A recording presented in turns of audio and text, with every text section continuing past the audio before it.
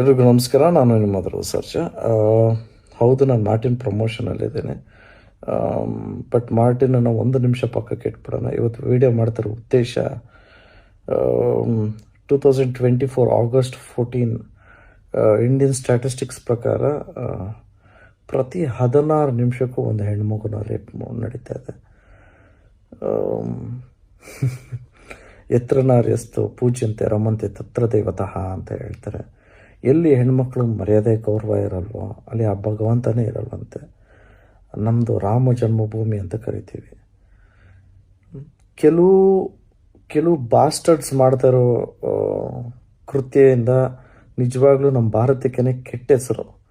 ಹೆಣ್ಮಕ್ಳಿಗೆ ಮಾತ್ರ ಹೀಗಿರಿ ಆಗಿರಿ, ಹಿಂಗೆ ಬಟ್ಟೆ ಹಾಕೊಬೇಕು, ಇದನ್ನೇ ಮಾಡಬೇಕು ಅದನ್ನೇ ಮಾಡಬೇಕು ಅಂತ ಹೇಳೋದಕ್ಕಿಂತ ಒಬ್ಬ ಹುಡುಗನ್ನ ರೇಸ್ ಮಾಡಬೇಕು ಅಂದರೆ ಗಂಡು ಮಕ್ಳಿಗೂ 3 ಕಂಪಲ್ಸರಿ ವಿಷಯ ಹೇಳ್ಕೊಡ್ಲೇಬೇಕು.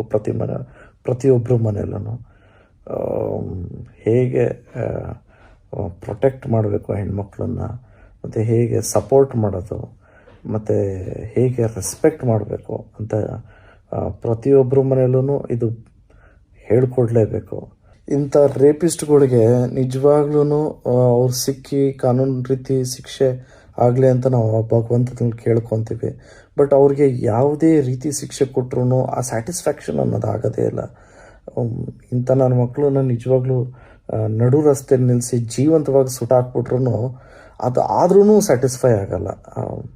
ಇಂಥ ಕಲ್ಪ್ರಿಟ್ಸ್ಗೆ ಏನೇ ಮಾಡಿದ್ರೂ ಆ ಭಗವಂತ ಇವ್ರಿಗೆ ಒಳ್ಳೇದು ಮಾಡದೇ ಇರಲಿ ಅಂತ ಮನಸಾರ ಕೇಳ್ಕೊತೀನಿ. ನಾನು ವಿಡಿಯೋ ಮಾಡ್ತಿರೋ ಉದ್ದೇಶ ಏನು ಅಂದರೆ, ನಿಜವಾಗ್ಲೂ ನಮ್ಮ ಮನೇಲೂ ನನಗೂ ಒಬ್ಬಳು ಹೆಣ್ಮಗಳು ಇದ್ದಾಳೆ. ಅನ್ಯಾಯ ಆಗಿದೆ, ಯಾರೋ ಮನೆಗೆ ಅನ್ಯಾಯ ಆಗಿದೆ ಅಂದಾಗ ನಿಜವಾಗ್ಲೂ ಅವ್ರ ಜೊತೆ ನಾವು ಇವಾಗ ಇರಬೇಕು. ದಯವಿಟ್ಟು ಎಲ್ಲರೂ ಧ್ವನಿ ಎತ್ತಿ let us ask for justice.